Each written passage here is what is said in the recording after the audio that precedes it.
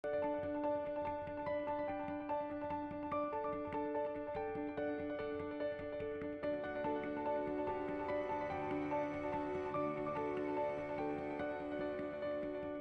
I first heard the words hypoplastic left heart syndrome, I was 17 weeks pregnant. And we had lost a baby 8 months before to a different defect. And I had a perinatologist who told me my baby had a bad heart. My baby would never learn to walk, never learn to talk, never learn to do any of the things that typical kids do, and that we should just terminate, and better luck next time.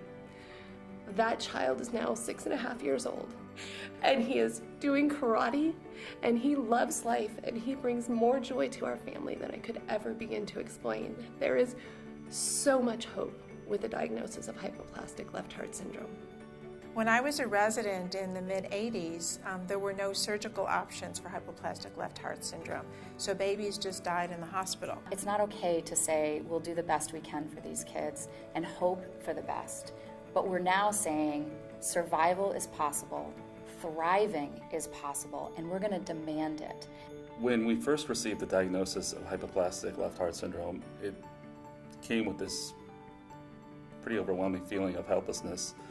We just didn't have any information, and the biggest question that goes through your head is our child going to survive? It kind of becomes sort of a, let's get all the information we can and figure out what we're going to do. Once we decided where we were going to treat, we went to the hospital's website, and there was a video of the surgeon. And in this educational video, he looks at the camera. Sorry, I've never actually said this out loud before. So when we're watching this video of the surgeon, and he talks about the surgery sort of in clinical terms, and then at the end, he looks in the camera and he says, "There's no reason to be anything other than optimistic for the outcome and the future of these children." And I felt like he was talking to me. And that's when I knew there was hope. We heard this diagnosis after my son was born. He was already in critical condition in a level 3 NICU at a community hospital. The first moment we had hope was when I arrived 2 days later to see my son.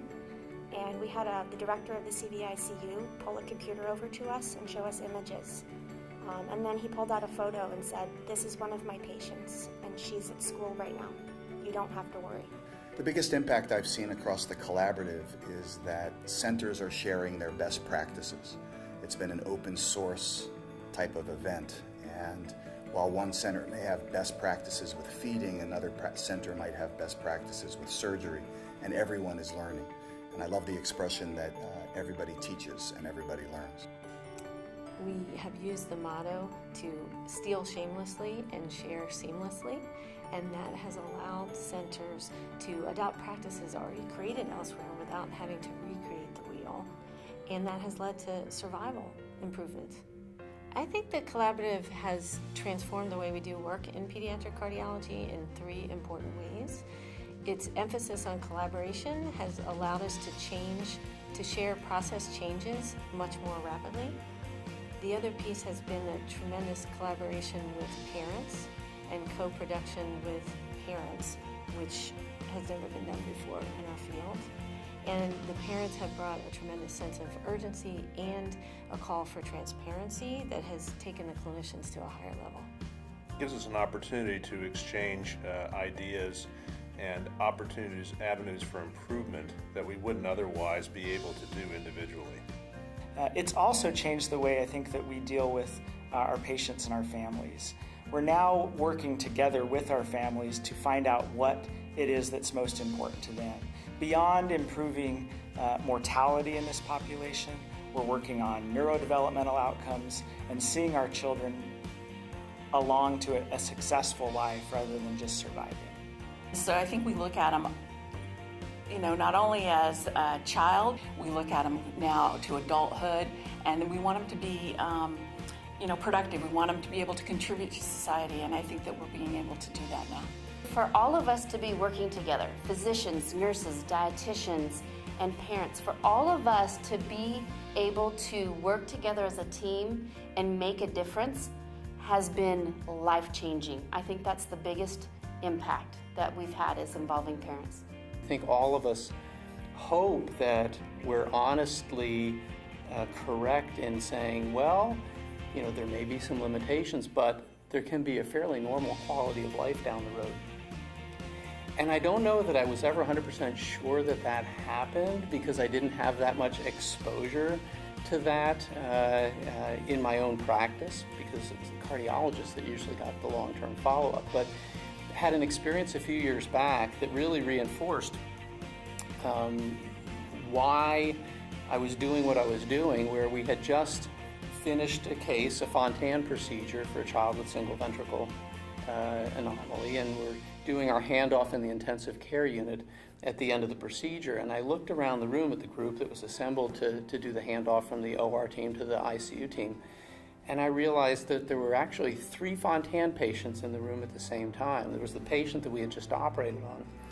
The physician assistant who had helped me with the procedure was a Fontan patient, and the nurse in the ICU accepting the patient was a Fontan patient too. And I thought, that's why we're doing what we're doing. Another reason this is so important is that in bringing together so many different people, we are just learning so much about this very difficult condition from so many different aspects, and it really enhances the care that we're able to provide for families all the way from before the baby's even born through high school, college, and beyond. On a more global sense, the collaborative has really impacted how children with hypoplastic left heart syndrome are doing in early infancy. There was a time when we had seen some improvements in our mortality in our collaborative and in our population, and seen some improvements in how our patients were growing. When we presented this information to the collaborative, that we'd seen these improvements, the parents stood up and with a loud voice thanked us for our efforts, but then right after that told us that we weren't done, that we had a lot more work to do. So being involved with parents in planning the work has really changed the way we think about the work. We're seeing our children living longer lives. They're having fantastic quality of life. And the surgeons and the cardiologists and the nurse practitioners and everybody, they get to see these children grow up. And that's something that we were not promised when they were first born. We've seen tremendous improvement. Survival rates have improved dramatically during the interstage period, and in fact, the outcomes have been so impressive that the collaborative is now expanding to look at a longer period of time. And largely that was driven by parents, I think, saying it's not enough just to get these kids through their survival, the interstage period. We need to make sure that there's longer term survival, and we need to be looking at outcomes data beyond just that interstage period. I think what's exciting for me is that a lot of these gains have been made with good old-fashioned, relatively low technology work. It's not innovative new procedures or expensive medications that aren't available to every child. It's the simple, basic stuff, communicating better, sharing information, working together, that's really made the change. And it's exciting to think not only of how far NPC-QIC has come, but how that approach could be applied to a whole range of other problems and where that could take us.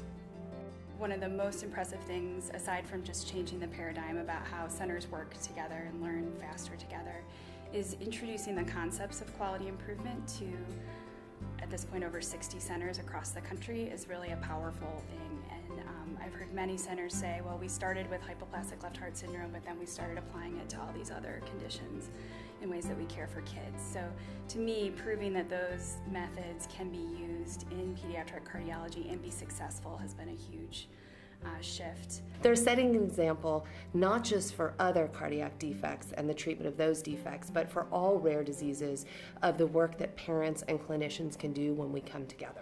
Every week, every day, when I talk to my families and I get to help them through a difficult time, that's why I love doing what I do. It's just because of those families and those parents. The impact that I have seen this collaborative have is a very direct one, and that I get to see a very happy and healthy little girl run around on a daily basis, doing things that everyday normal kids would do. And ultimately, it is extremely warming when I get to hear her say, "Daddy, I love you."